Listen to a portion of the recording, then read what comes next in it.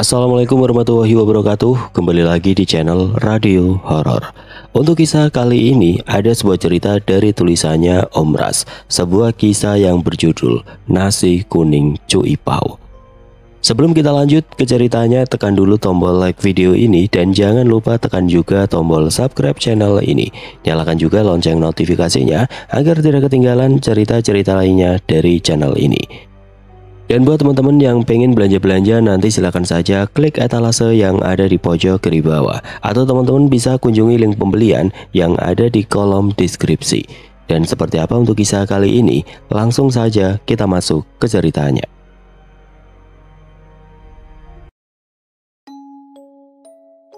Sebenarnya sudah lama Ipau sakit. Sakitnya pun bukan sakit biasa. Dia terkena santet dari mantan suaminya.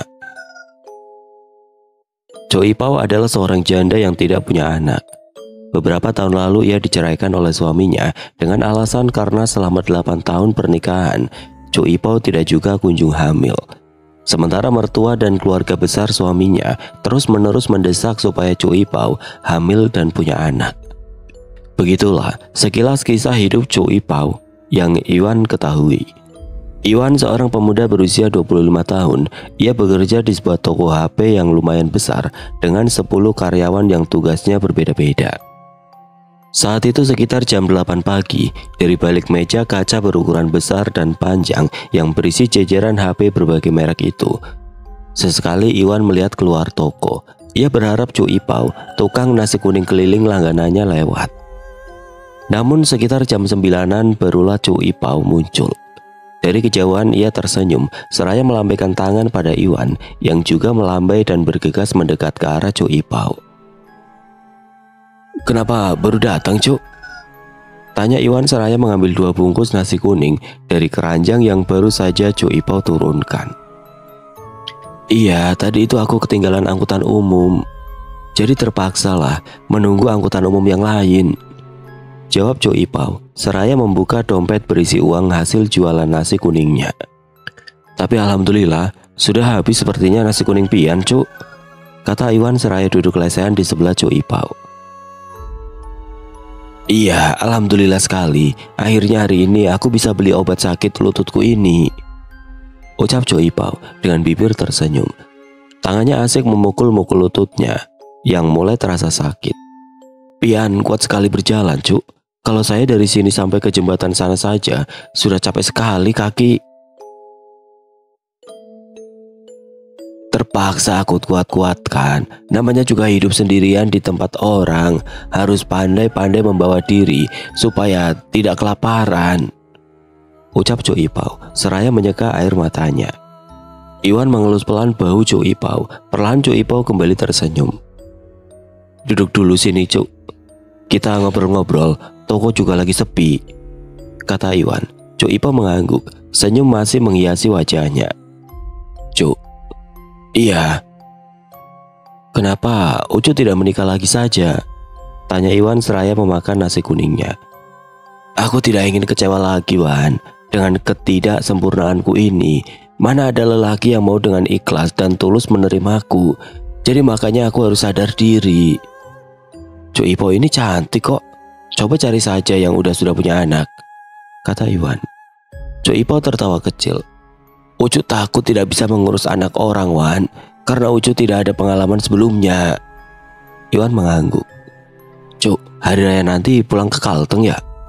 Cuipau menggeleng. "Sayang biayanya, Wan. Lagi pula, kalau pulang ke Kalteng untuk apa? Keluarga sudah banyak yang meninggal." Obrolan keduanya terhenti ketika beberapa pelanggan tampak memasuki halaman toko. "Saya masuk dulu ya, Cuk. Makasih sudah ditemani ngobrol," kata Iwan seraya beranjak dari duduknya. Cuipau mengangguk sambil tersenyum. Setelah Iwan masuk, wanita itu lalu kemudian bersiap untuk pergi dari depan toko tersebut. Hari-hari berlalu, semuanya masih dan tidak ada yang berbeda. Iwan masih rutin membeli nasi kuning Cuipau yang selalu lewat di depan toko tempatnya bekerja. Sama seperti hari itu, Iwan sedang membeli nasi kuning dan mengobrol santai dengan Cuipau. Namun tiba-tiba sebuah panggilan masuk berdering dari saku celananya. Cepat-cepat Iwan mengangkat panggilan itu yang ternyata dari ibunya. Ibunya terdengar menangis histeris dari seberang telepon. "Ayahmu meninggal," ucap sang ibu di sela isak tangisnya. Jantung Iwan seketika terasa seperti berhenti berdetak. Pandangannya terasa berkunang-kunang. "Kenapa, Wan?" tanya Cu Ipau. Abah saya," ucap Iwan dengan suara bergetar. Ia tidak kuasa meneruskan perkataannya. Tanpa mengatakan apa-apa lagi pada Cu Ipau, Iwan lantas bergegas masuk ke dalam toko untuk izin pulang ke rumahnya. Memang ayahnya sudah sakit-sakitan dari 3 bulan yang lalu, namun ia sama sekali tidak menyangka kalau ayahnya akan pergi secepat itu meninggalkannya. Dengan perasaan yang campur aduk, Iwan jadi kehilangan fokus saat membawa motornya. Hingga akhirnya, tepat di persimpangan jalan, Iwan mengalami kecelakaan. Kejadiannya begitu cepat, Iwan hanya ingat sesaat ketika tubuhnya terpental ke aspal, lalu setelahnya gelap. Saat bangun, Iwan sudah berada di rumah sakit. Ternyata, ia mengalami koma selama 5 hari karena kecelakaan yang ia alami sebelumnya. Namun entah kenapa setelah bangun dari komanya itu, Iwan merasa kalau di sekelilingnya sudah sangat berbeda. Ia menjadi sering melihat hal-hal aneh yang tidak biasa. Hingga ia sulit untuk tertidur pada malam hari karena suara-suara aneh selalu muncul di dekat telinganya, membisikkan kata-kata minta tolong secara terus-menerus. "Iwan, mau kerja lagi, Mak?" kata Iwan pagi itu. "Kerja di mana? Memangnya tempat kerjamu yang lama masih mau menerima kamu setelah kamu gak masuk berhari-hari itu?" "Besok Iwan mau coba ke sana, Ma. Siapa tahu masih ada kesempatan," ucap Iwan. "Ya sudah, terserah kamu saja. Tapi jangan terlalu memaksakan diri ya, Nak. Kamu kan baru juga sembuh." Iwan mengangguk. "Iwan kangen nasi kuningnya Cu Ipau, Ma. Sudah lama gak makan nasi kuningnya." "Kangen nasi kuningnya atau kangen orangnya?" tanya sang ibu dengan nada bercanda, membuat Iwan langsung tertawa.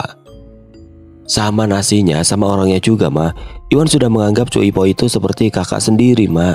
Orangnya baik dan lembut kalau bicara." Iwan sudah bersiap untuk pergi ke toko HP tempat ia bekerja sebelumnya. Ia masih sangat berharap kalau bosnya tidak memecatnya dari toko tersebut. Dengan hati yang berdebar, Iwan pun berangkat. Singkatnya, ketika ia sudah sampai di toko HP, teman-teman kerjanya langsung menghampirinya, menanyakan kabar Iwan dan lain-lain. "Bos marah ya? Pasti aku sudah diberhentikan kan?" tanya Iwan pada teman-temannya. "Bos sudah dengar kabar saat kamu kecelakaan itu, Wan. Beliau juga ada mengirimkan bingkisan untuk kamu sewaktu kamu masih di rumah sakit. Kayaknya sih kamu tidak diberhentikan, Wan." Iwan menghela nafas lega. Ia berharap apa yang dikatakan teman-temannya itu benar. "Aku permisi mau ketemu bos dulu ya," ucap Iwan. Teman-temannya mengangguk. Iwan melangkah pelan ke ruangan bosnya yang berada di bagian belakang. Ruangan bosnya itu semacam kamar dengan 1 kasur spring bed, 1 kursi, dan ada meja yang di atasnya terdapat monitor CCTV toko. Saat itu bosnya sedang rebahan di kasur sambil bermain laptop. Ketika melihat Iwan berdiri di ambang pintu, bosnya langsung menyapa Iwan dengan ramah. "Syukurlah, kamu sudah sembuhan. Kapan rencananya kamu mau kembali bekerja?" kata bosnya dengan bibir tersenyum. "Saya masih boleh kerja di sini, Pak?" tanya Iwan tidak bisa menutupi rasa senangnya. "Ya tentu saja, kamu masih karyawan di toko ini." "Alhamdulillah, terima kasih banyak, Pak. Tadinya saya kira saya sudah diberhentikan karena lama tidak masuk kerja." "Kamu tidak masuk kerja kan bukan karena malas, tapi karena kecelakaan. Mana mungkin saya memberhentikan karyawan terbaik seperti kamu ini?" Iwan tersenyum. "Kalau saya mulai hari ini, boleh, Pak?" tanya Iwan. "Tentu." "Baik, Pak, kalau begitu saya mulai kerja hari ini saja, Pak," ucap Iwan dengan bibir tersenyum. "Wan," panggil si bos ketika Iwan sudah berbalik ingin keluar dari ruangan tersebut. "Iya, Pak. Dari beberapa hari lalu ada peraturan baruan. Toko akan buka sampai jam 11 malam. Waktu kerja karyawan ditambah dan gajinya dinaikkan," ujar si bos. Iwan mengangguk. Memang rencana itu sudah ia dengar sejak beberapa bulan lalu dan ternyata baru diterapkan sekarang. "Baik, Pak. Ya sudah, selamat bekerja ya," ujar si bos seraya mengacungkan jempol kanannya. Saat sedang duduk di belakang meja tempat memajang HP-HP yang dijual itu, Iwan sesekali melihat keluar toko, berharap Cuk Ipo lewat. Namun meski sudah 3 hari Iwan kembali bekerja di toko HP itu, ia belum juga melihat Cuk Ipo lagi. Entah kemana Cuk Ipo, memungkinkah Cuk Ipo berhenti jualan nasi kuning, atau jangan-jangan Cuk Ipo pulang ke kampung halamannya di Kalimantan Tengah. Malam itu ketika Iwan sedang bersiap-siap pulang setelah menutup tokonya, ia terlihat kaget kala melihat kemunculan Cuk Ipo di sana. Cuk, kenapa malam baru kesini? Tanya Iwan setelah berhasil meredakan rasa kagetnya. Kamu sudah sehat? Kata Cuk Ipo balik bertanya. Iya Cuk, alhamdulillah sudah sehat. Cuk Ipo sendiri bagaimana kabarnya? Kabar baik, tumben bukannya sekarang sampai malam? Tanya Cuk Ipo. Iya Cuk, peraturan baru di toko. Oh ya Cuk. Cuk Ipo dari mana? Mau kemana malam-malam begini? Cuk Ipo cuma tersenyum seraya memperlihatkan kantong plastik berwarna hitam di tangannya. Oh, ada yang dibeli ya Cuk? Ini nasi kuning buat kamu. Aku baru saja mengantar pesanan orang dan ini lebihan 1 bungkus. Mau? Wah mau Cuk, asik. Akhirnya makan nasi kuningnya Cuk Ipo lagi. Pas sekali, saya sudah lama tidak makan ini. Iwan lantas mengajak Cuk Ipo untuk duduk di teras toko. Kebetulan malam itu giliran Iwan yang menutup toko, jadi teman-temannya tadi sudah pulang lebih dulu sebelum toko tutup. Dengan sangat lahap Iwan memakan nasi kuning yang diberikan oleh Cuk Ipo sambil mendengarkan wanita itu bercerita. Aku sudah tidak jualan sampai sini lagi Wan, kecuali kalau ada orang yang pesen seperti malam ini baru aku antarkan. Cerita Cuk Ipo. Loh, kenapa Cuk? Aku kan punya penyakit darah tinggi, jadi kurang bagus kalau tiap hari panas-panasan. Dan aku juga punya penyakit asam urat Wan. Kadang kalau sudah kambuh kakiku sakit sekali, sampai nangis menahan rasa sakitnya. Iwan menghela nafas. Ia menatap Cuk Ipo dengan tatapan prihatin. Pantas saja, Cuk Ipo terlihat lebih pucat. Wan, panggil Cuk Ipo lembut. Iya Cuk, jawab Iwan cepat. Tidak jadi, nanti saja. Loh, apa Cuk? Mau bilang apa sama saya? Tanya Iwan penasaran. Mau minta tolong sama kamu. Karena aku rasa cuma kamu yang bisa menolongku. Tapi aku malu. Masa minta tolong sama kamu? Kata Cuk Ipo diiringi senyum kejutnya. Kalau saya bisa bantu, pasti saya bantu Cuk. Cuk Ipo tersenyum. Nanti saja Wan, aku tunggu waktu yang pas dulu. Iwan mengalah. Ia mengangguk lalu bergegas menghabiskan nasi kuning pemberian Cuk Ipo.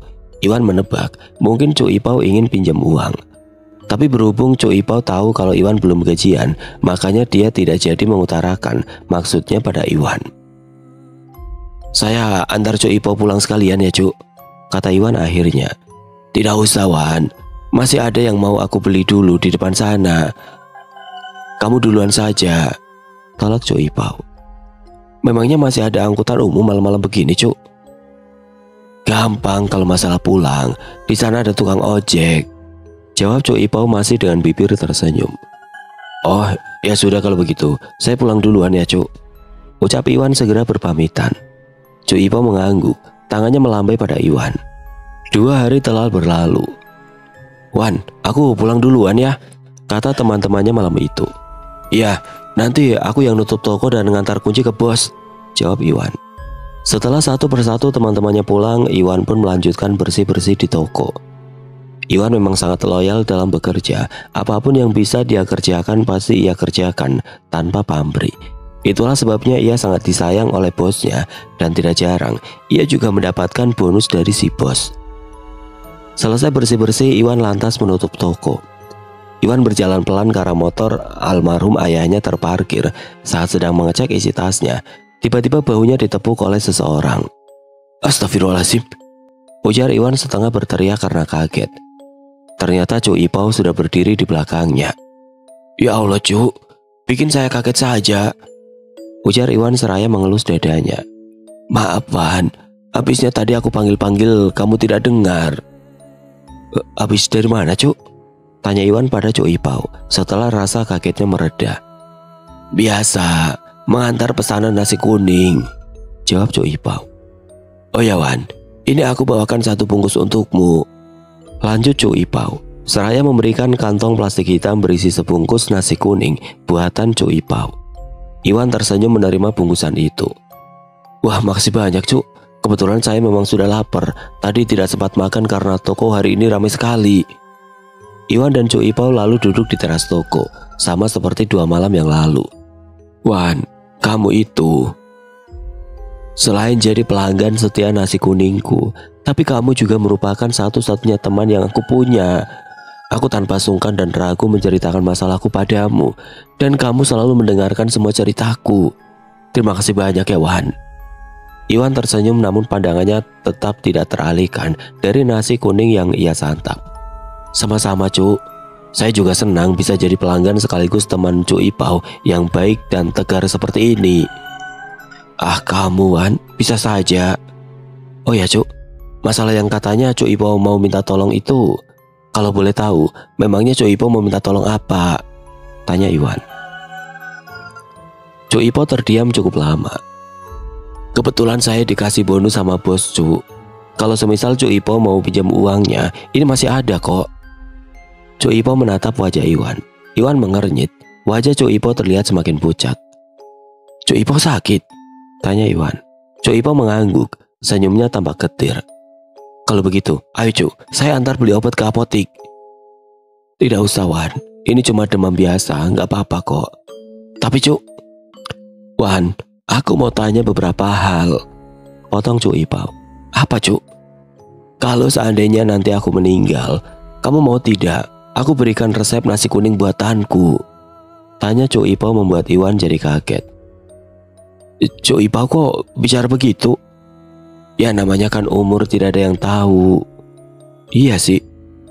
Sampai saat ini saya juga tidak menyangka ayah saya akan pergi secepat itu Cuk.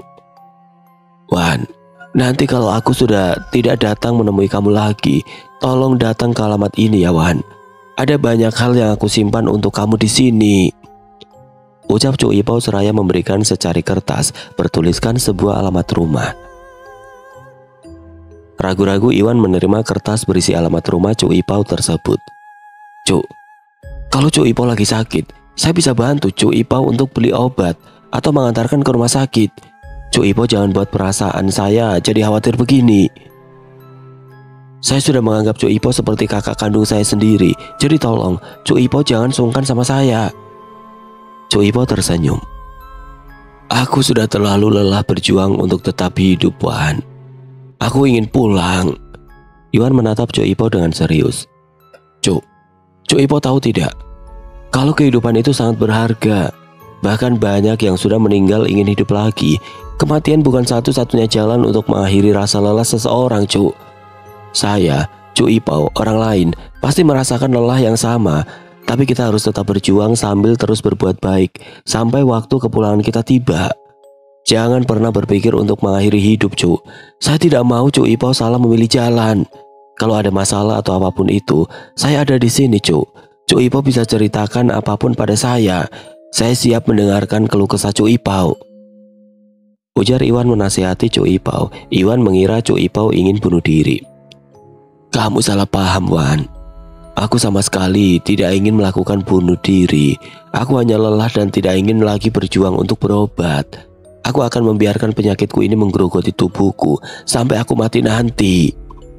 Memang Cuk Ipau sakit apa? Tanya Iwan. Cuk Ipau tidak menjawab. Ia hanya tersenyum kecut. Matanya lekat menatap Iwan. Kamu tidak pulang? Tanya Cuk Ipau. Cuk Ipau, pulangnya saya antar aja ya, kata Iwan menawarkan. Tidak usah Wan, aku sudah janjian sama tukang ojek tadi, tolak Cuk Ipau. Ya setidaknya saya antar Cuk Ipau sampai depan sana. Cuk Ipau menggeleng. Kamu duluan saja Wan. Cuk Ipau lagi-lagi menolak. Karena Cuk Ipau tidak mau diantar, akhirnya Iwan pun pulang lebih dulu, meninggalkan Cuk Ipau sendirian. Hari-hari berlalu tidak terasa 1 bulan sudah lewat, tapi sudah setengah bulan ini, Iwan tidak pernah lagi bertemu dengan Cuk Ipau. Mungkin karena di toko tempat kerja Iwan itu sudah menerapkan sistem kerja shift. Saat sedang menulis isi kwitansi pembelian HP salah satu pelanggannya, Iwan seketika teringat dengan secari kertas berisikan alamat rumah Cuk Ipau yang pernah wanita itu berikan padanya dulu. "Wan, kenapa?" tanya temannya saat melihat Iwan yang melamun. Itu, aku hanya teringat nasi kuningnya Cuk Ipau." "Oh, iya ya. Sudah lama ya Cuk Ipau tidak kesini. Seingatku Cuk Ipau sudah tidak pernah kesini lagi setelah kamu kecelakaan itu, Wan. Mungkin Cuk Ipau berhenti jualan." "Aku masih bertemu Cuk Ipau setengah bulan yang lalu. Dia sering mampir ke sini setelah mengantar pesanan nasi kuning milik orang lain." "Oh ya, kapan?" "Malam hari. Dia selalu datang waktu toko tutup." Teman Iwan itu langsung mengernyitkan keningnya. "Oh ya? Iya, aku juga pernah dikasih alamat rumahnya. Katanya aku disuruh datang ke sana kalau dia sudah tidak datang lagi menemuiku." Lagi-lagi temannya itu mengernyitkan keningnya. "Terus kamu sudah pernah ke rumahnya? Kan katamu sudah setengah bulanan kamu tidak pernah lagi bertemu Cuk Ipau." "Aku ragu ke sana." "Kenapa?" Iwan menggeleng. "Ya sudah, kalau begitu, nanti setelah pulang kerja, aku temani kamu ke rumahnya," ujar temannya itu sambil menyunggingkan senyum. Iwan mengangguk. Singkatnya sekitar jam setengah 4 sore, sip Iwan dan temannya pun berakhir. Setelah meninggalkan halaman toko, mereka pun langsung melesat menuju alamat rumah Cuk Ipau yang tertulis di secari kertas yang Iwan pegang. Setelah menempuh perjalanan kurang lebih 15 menitan, keduanya tiba di sebuah rumah kecil yang tampak kosong itu.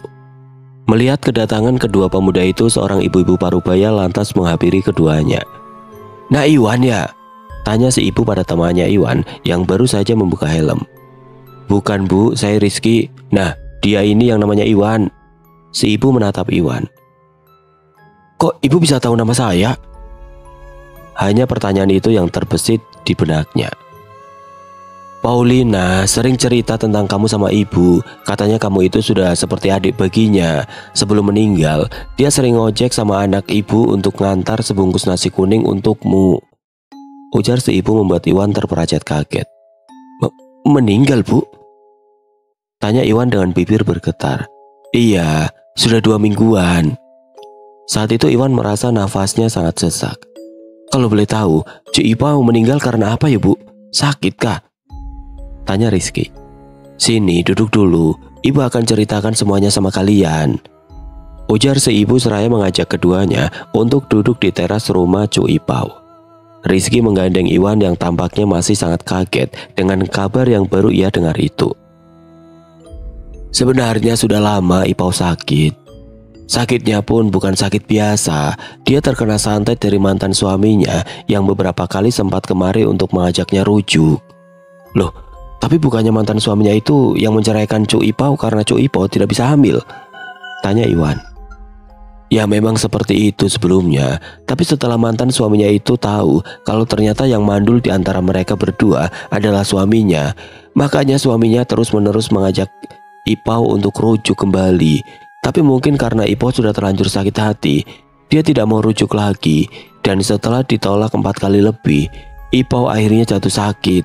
Terakhir bulan lalu, mantannya itu datang lagi dan mengatakan kalau Ipau mau sembuh, dia harus mau rujuk kembali dengan mantannya itu. Dari situ kami tahu kalau ternyata Ipau sudah disantet oleh mantannya tersebut. Dan tentu saja Ipau menolak dengan tegas ajakan rujuk dari mantannya. Mantannya itu sampai mengancam kalau kurang dari 3 bulan lagi Ipau akan mati karena sudah menolaknya. Tapi ancaman itu tidak membuat Ipau gentar. Kami selaku tetangga yang sudahlah sama seperti keluarga ini tentu saja bahu-membahu menolong Ipau.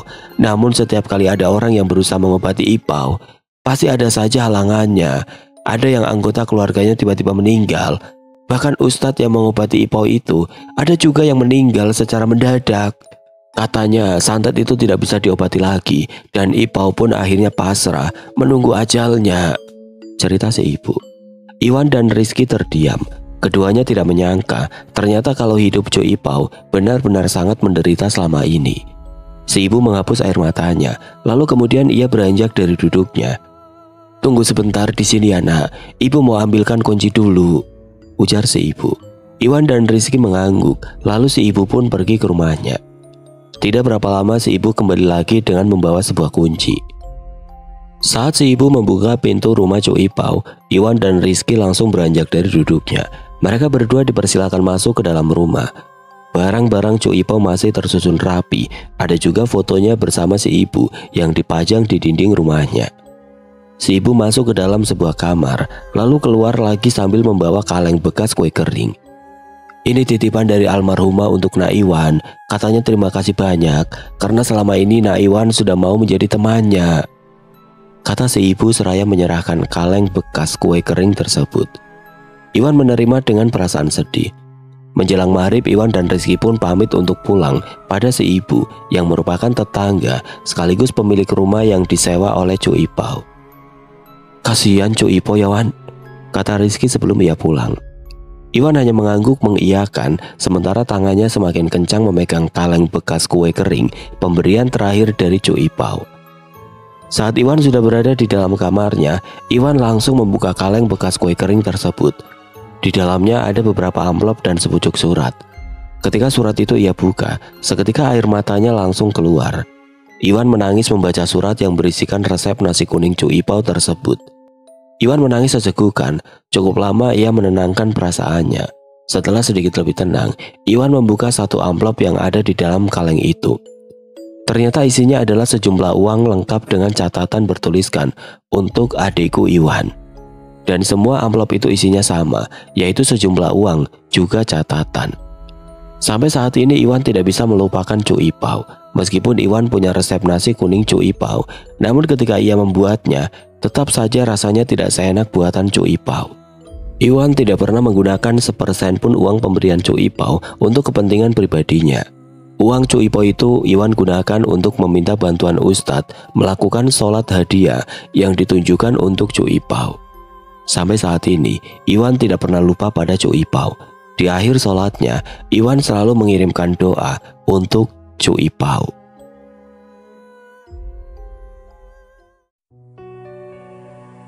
Oke teman-teman, sekian untuk kisah kali ini. Semoga apa yang sudah saya bagikan dalam kisah ini dapat dijadikan pembelajaran untuk kita semua. Dan buat teman-teman yang baru bergabung, jangan lupa untuk like, komen, share, serta subscribe channel ini. Dan nantikan kisah-kisah horor berikutnya tetap di channel Radio Horor. Wassalamualaikum warahmatullahi wabarakatuh.